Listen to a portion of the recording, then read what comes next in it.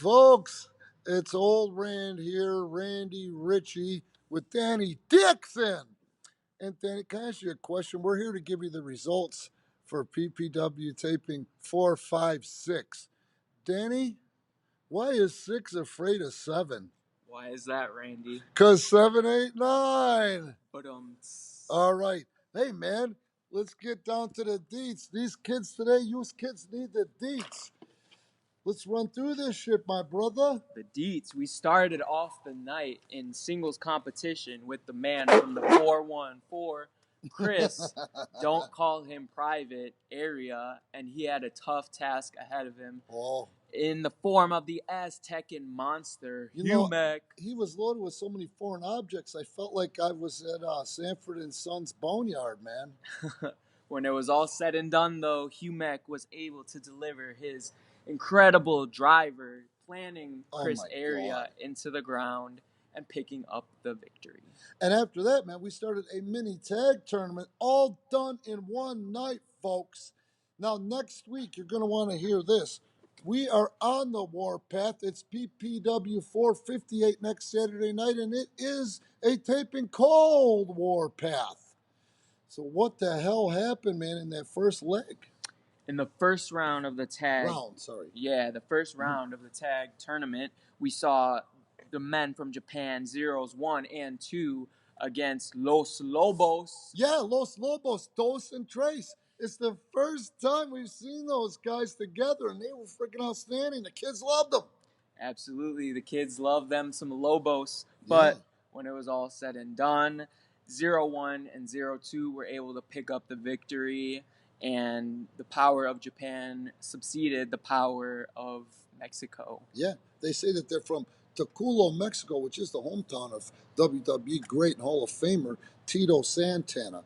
Then next up, the Zeros advanced, and they faced, which was cool, the randomly drawn Rockstar Rosie and Jay Leone, and Rosie and Jay ended up with the Duke on that one.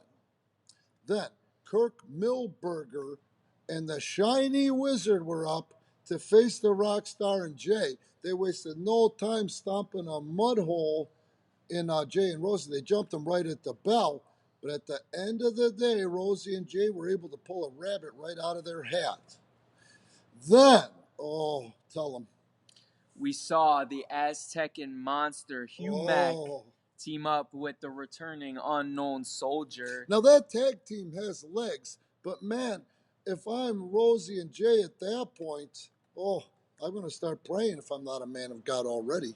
Absolutely. R.I.P. to Jay Leone's chest in that match. We'll just put it that far. Yeah, when Humek finally got frustrated, Jay Leone now has, what do you call that thing where the skin, Gianna?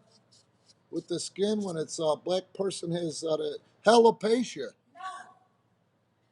What's it called? Propacia. Yeah, infatigo, whatever the hell. You know what I mean, people. Go ahead. When it was all said and done, though, Rosie and Jay were able to pick up the victory and advance to the finals of the tournament. But we saw the return of Psycho Spawn 2. Yeah, man. He jumped Humek. Laid the beat down on Humek, and Humek is seething now. Two chair shots.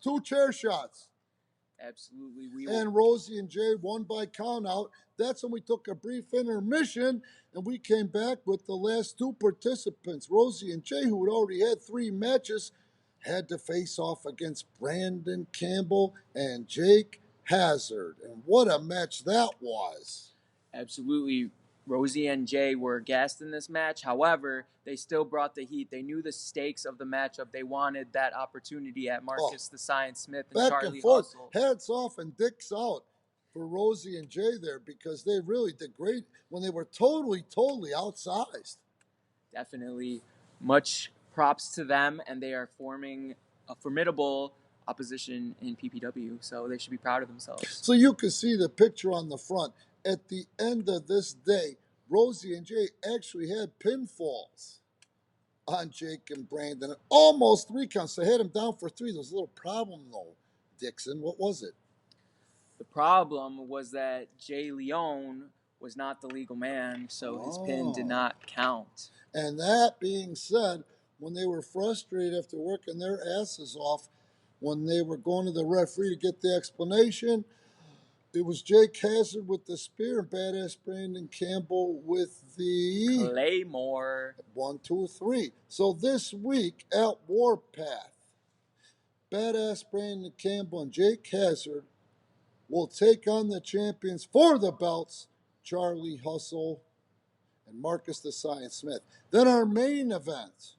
Our main event featured the tag team championships on the line. Marcus the Science Smith and Charlie Hustle returning to action after a week that they were gone due to illness to defend their championships. Mental illness. No, actually, they blamed the fans for giving him COVID.